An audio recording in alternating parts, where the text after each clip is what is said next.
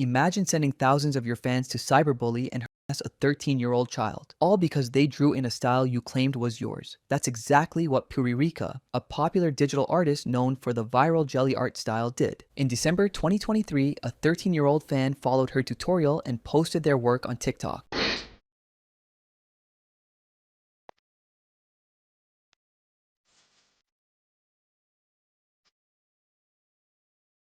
Puririkaaa looked at it, decided it looked like her own work a little too much, and sent her fans after the kid. Laughing my fucking ass out, everyone. The question mark, like they didn't just color pick the shit out of my art. And fans asked her whether it was okay to harass a over an art style. She said yes, and that she would do it over and over. Actually, I did a lot of the things that I've been called out for, but I'm standing with my point. I didn't think what I did was wrong. Like, if I had the chance to do it again, I'll do it again, over and over. I don't know why I'm getting cancelled for calling people out to... The thing is, she wasn't always like this. For most of 2023, Puririkaaa was the most generous person on art TikTok. She was 18 years old, with loyal fans and followers, and she gave away every single thing she knew for free. If you wanted to draw like her, she would teach you, step by step, in under 60 seconds. Her fans called her art the jelly art style. It was characterized by glassy skin, huge glossy eyes, and lips glazed like fruit. Eureka's rendering skin tutorial. First, get a blending brush. Any brush like pen fade would work TBH, but if you want mine, it's in my playlists.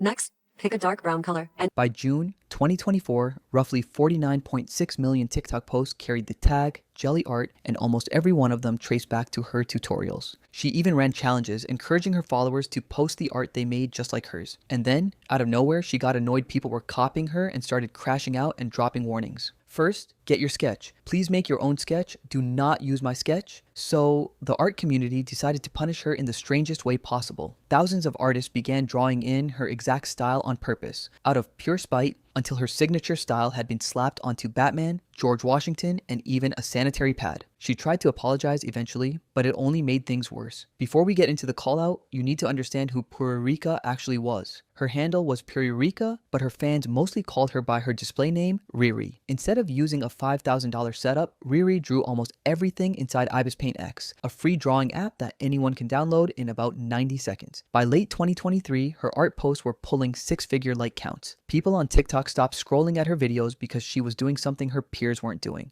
She was teaching. And if you know TikTok, you know no one stops scrolling for a finished painting. They want to watch a flat sketch turn into something that looks expensive, and then they want the recipe. Within no time, her comments filled up with the same demands on a loop. Hi, yeah, could you show the speed paint or whatever you call the process video thingy? Wait, that's so pretty, hello? And sorry to ask, but could you give an eye tutorial? The algorithm was begging for a tutorial, so Riri gave the algorithm what it was begging for. And what she posted wasn't some vague, find your own style nonsense. It was a full-on tutorial. Eureka's rendering skin tutorial. First, get a blending brush. Any brush like pen fade would work TBH, but if you want mine, it's in my playlists. Next, pick a dark brown color and go to the sketch layer. Turn the alpha lock on and start coloring the skin areas of your sketch. Make a separate layer below for the base color. Pick any skin color you want. This also applies to darker skin tones.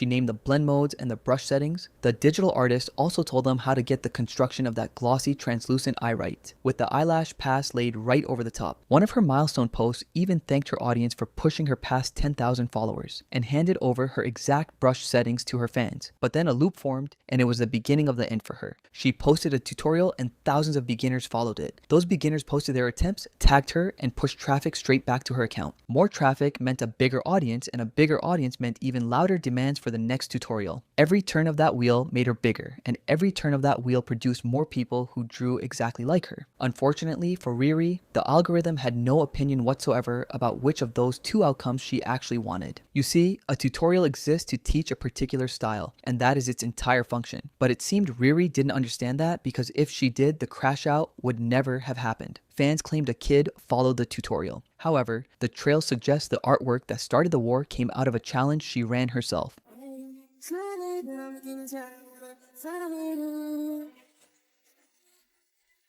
It was a DTIYS, which stands for Draw This in Your Style. Basically, an artist posts one of their own characters, attaches a hashtag, and formally invites strangers to redraw it. Her hashtag was Puririkaaa 100KDTIYS. She published a public, hashtagged formal invitation for strangers to copy her work. Meanwhile, at the same time, her bio was asking people not to heavily reference her art. The community clocked that contradiction immediately, and they never let it go. I'm gonna use your art as a reference, and you can't stop me. One post even laid the whole thing out as a joke, and it pulled over 190,000 likes. しおちゃん、一緒にやろうか。いい天気ですね。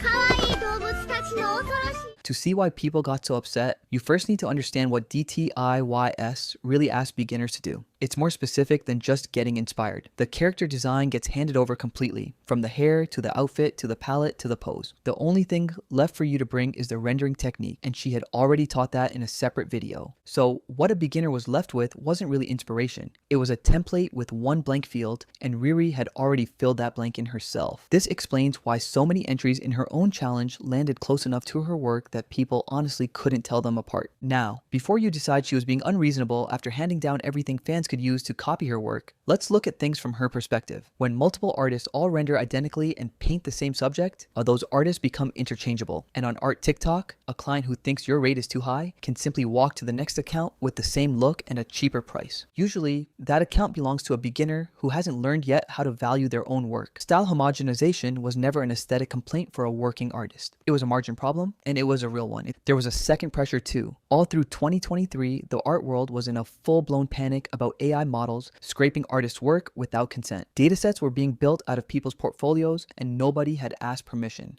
A young illustrator like Riri feeling paranoid about her style getting taken in that specific year wasn't irrational at all. She was feeling the AI backlash in real time when people would claim her art was AI. But here's what killed her claim stone dead though. She never actually claimed copyright because there was no copyright available for her to claim. Copyright protects a specific fixed image, and it has never protected a technique, a palette, or a vibe. There was no legal instrument on earth through which anybody could own jelly art. So her claim was never a legal one. It was social. She was trying to enforce an ownership that didn't exist using the only enforcement tool the platform ever handed her, which was a crowd of 300,000 people. And in December, she pointed that crowd at a kid, which turned out to be the worst decision she made in her budding career. 8 weeks before the call out, on the 14th of October 2023, Riri posted a video reply to a commenter with a caption reading, "I'm exhausted trying to defend myself." That post changed the timeline completely. By mid-October, she was already dealing with constant criticism. The comments weren't accusing her of copying anyone. Instead, people kept telling her to watermark her work because her art style was being copied so often that many no longer knew who created it first. Riri, you need to add your watermark to your speed paint. Fans were getting frustrated on her behalf while she responded the same way she always did, posting another tutorial, acknowledging how tired she was in the caption, and moving on. But by December, Riri decided to respond in a different way. A 13-year-old artist who had watched one of her tutorials opened Ibis Paint and drew. The kid posted the result and tagged it as inspired by the jelly art trend. Community accounts agreed the piece landed close enough to Riri's work that people assumed it had been traced. This might be Riri. Riri went public almost immediately. She called out the 13-year-old over the drawing she believed had copied her style on her Discord server. Laughing my fucking ass out, everyone. The question mark, like they didn't just color pick the shit out of my art. Her fans quickly began calling the kid a tracer and an art thief, and were in full support of her, calling out the child. She spent years cultivating her art and work, and when somebody traces it, you all want her to be quiet? Within days, the story had escaped the art community entirely. Commentary channels, drama accounts, and creators with no connection to the art community were all covering it, and one criticism kept surfacing.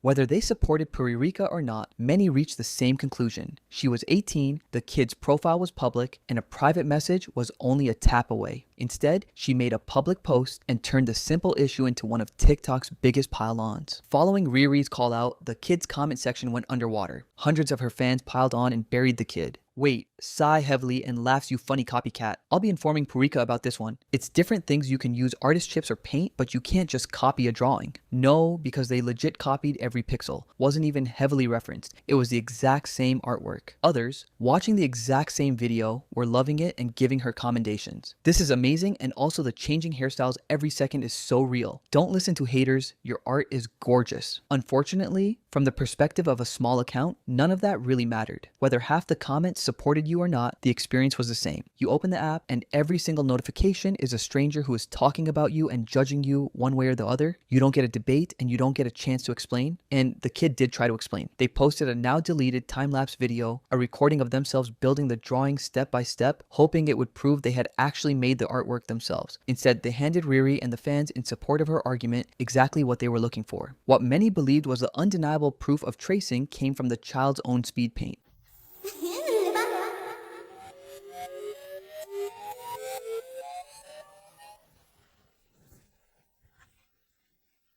People watched the time lapse and noticed details appearing without being drawn. Clean line work and finished shading seemed to pop into existence, but one moment stood out above all. The eyelashes seemed to appear in a single frame, with no visible brush strokes leading up to them. Before long, people were sincerely asking where most of the components had spawned from. The head and eyes just appeared Yamao. 1. The face teleported. 2. What drawing app is this? Because I'm on Procreate and I'm pretty sure I can hide a layer to not be shown in speed paint. Let's be honest for a second. If you'd never opened a mobile art app in your life, what would you have concluded? You'd have assumed there was a hidden reference image sitting underneath, traced over, and then quietly deleted. The time-lapse video looked like proof of art tracing, but it wasn't, and let me explain why. IBIS Paint X does not record your screen, and neither does Procreate. Both apps generate the video from your process after the fact. As you work, the app samples your canvas and stitches those frames into a sped up replay. So what you're watching is a reconstruction, not a recording. And a reconstruction has limits. Limit number 1 is speed. Once the export is sped up for sharing, the app drops frames to fit so fast, flicked strokes get compressed together. You stop seeing them made one at a time. A beginner flicking out eyelashes on a phone can have a whole set land in a single frame, appearing in a cluster rather than stroke by stroke. Limit number 2 is that some operations are saved as a result, not a process. Merge 2 visible layers and nothing changes on screen at all. Now put that together. You've got a beginner on a phone in IBIS Paint duplicating and toggling layers, because that's exactly what the tutorials told them to do. The eyelashes are going to appear from nowhere in the time lapse of a completely original drawing. So there it is. The child hadn't stolen a single pixel from anybody. They had been a beginner learning how a free mobile app compresses a video file. The harassment campaign against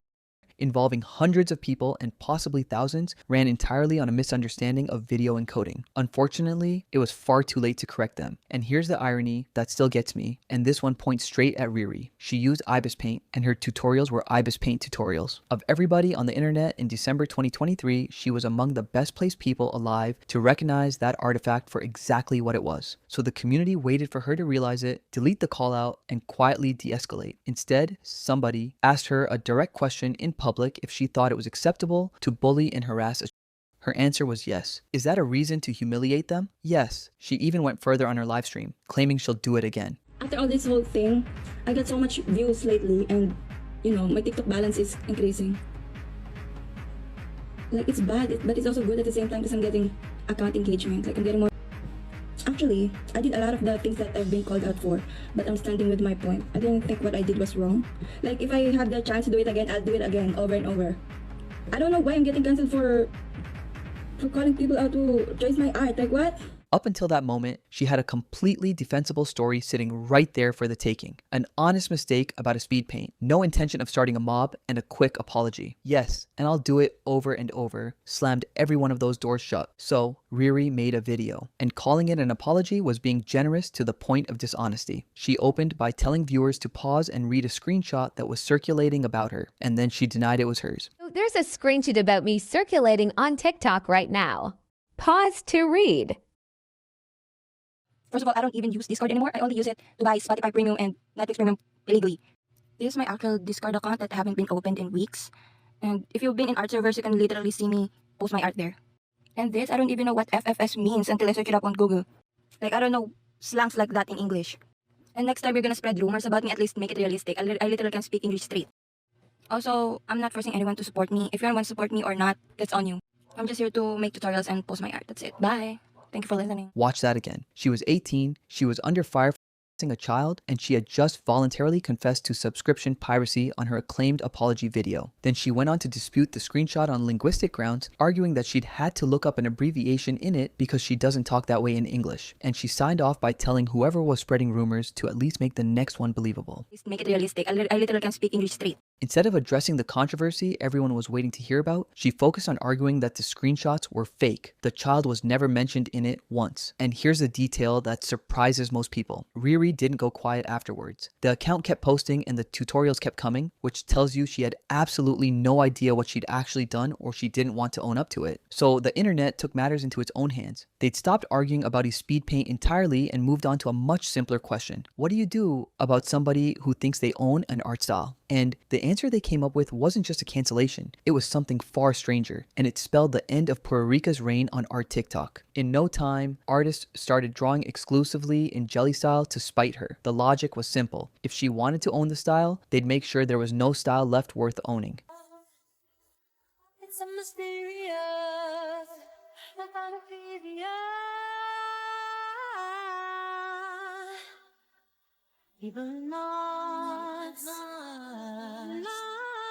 They took the aesthetic, aimed it at the least appropriate subjects available on planet Earth, and they didn't hold back. On the 9th of February, 2024, somebody rendered Batman in full jelly style with the glassy eyes, the glossy lips, the blush, and the cowl, all of it. A week later, Resident Evil's Leon Kennedy got the same treatment. On the 22nd, George Washington was ooh-woo-fied and pulled 9 million views. That same day, somebody did it to Donald Trump. By March, an artist had rendered a sanitary pad in jelly style. Highlights, blush, and sparkles included. It was by this point the internet had officially lost the plot. And it worked, because when 10,000 people start drawing like you as a joke, you stop being the artist behind that look and you become a meme format instead. The algorithm made it so much worse too. The satire massively outperformed the sincere work underneath it. 9 million views isn't an in-joke between a few hundred people. For several weeks, humiliating Riri and making caricatures of the art style was one of the best performing content categories on the entire platform. The call out was in December, but the counterswarm ran from February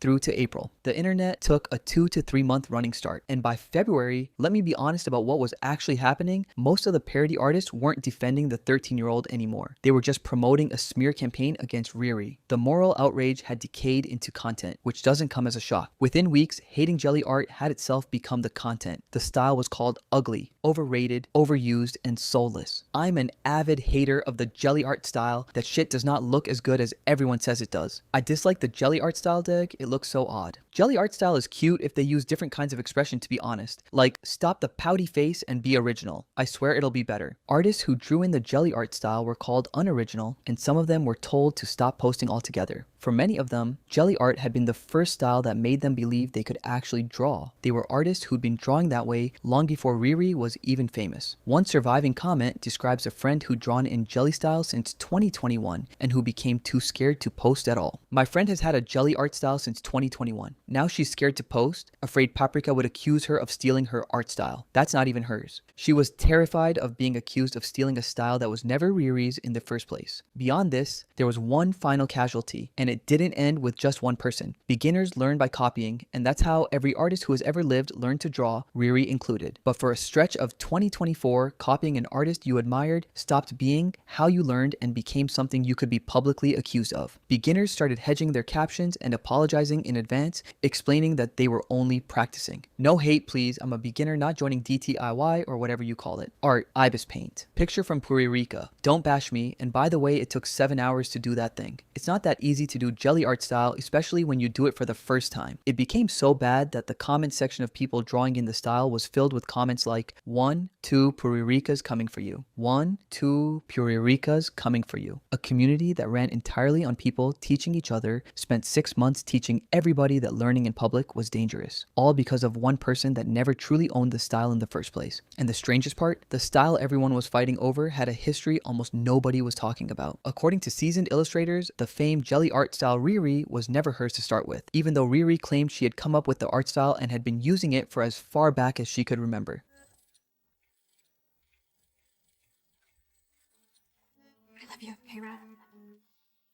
However, the hyper-glossy, high-shine, and enormous-eyed anime look was not a Riri invention. It was the endpoint of a lineage you can trace back decades, and it starts with Japanese shoujo manga cover art and its glitter eye tradition. There, the eye carried the emotional weight of the entire image, and it got stacked with catchlights by convention. Then came the glittery magical girl anime of the 80s, 90s, and 2000s, running the exact same sparkle-rendered language decades early. After that came East Asian professional digital painting, where airbrushed high-gloss rendering has been standard commercial practice for well over a decade. And then, most directly, there was the DeviantArt, Tumblr, and Pixiv House style of the 2000s and 2010s. So, Riri wrapped a 20-year-old aesthetic in a new package for a new generation on a new platform. That's not theft, but it's definitely not an invention either. So why did she ever think she could claim it? Honestly, I think it was the name. Because jelly art carried no history, it felt new enough to fence off. A style called shoujo influence rendering would never have felt claimable, because that name is obviously already communal property. But a trend named by the algorithm, for the algorithm, apparently felt like it belonged to whoever the algorithm crowned first. The style itself was assembled almost entirely out of borrowed material. The tanghulu, the piercings, the Y2K accessories, every single ingredient in jelly art already belonged to somebody else before it belonged to her. She was standing on a mountain of borrowed material, telling a 13-year-old to stop borrowing. By November 2024, the internet delivered its final verdict on the matter. Someone uploaded a model to Civitai, an open platform where anyone can share AI image models, trained specifically to reproduce her rendering style on demand. It shipped with a trigger word, and it shipped with a compressed variant so that it downloaded faster. Anybody on Earth could take it and generate unlimited images in her exact style, forever, for free, without ever once hearing her name. And they named the file after her handle. Remember the AI scraping panic from 2023? The exact fear that made her defensive in the first place? It happened. And it happened partly because of the war she refused to prevent, because the malicious compliance wave generated perfectly labeled corpus of jelly art. Everything about her career crumpled all by her doing. There was no coming back, or so the majority of people thought. She did come back, eventually. In April 2024, she posted another apology. I've been called out for my bad behaviors for about 7 months now, and throughout that time, I've done a moment of reflection, come to some realizations, and at last, made an effort to listen to people. I came to see that my actions were really inappropriate and immature, and I should not have reacted in that manner. Instead, I ought to have handled the matter appropriately and spoken with them. By December, Riri was still posting, but this time with an obvious improvement.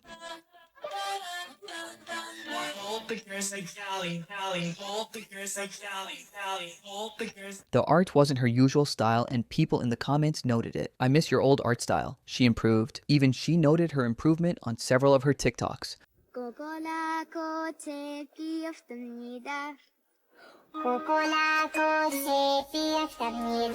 Luckily, she still had her fans rooting for her. In the end, the real question was never whether she was a bad person. The real question is what it would have taken for none of this to happen at all. Does an artist truly have the moral right to tell another creator to stop copying an aesthetic that was never truly theirs?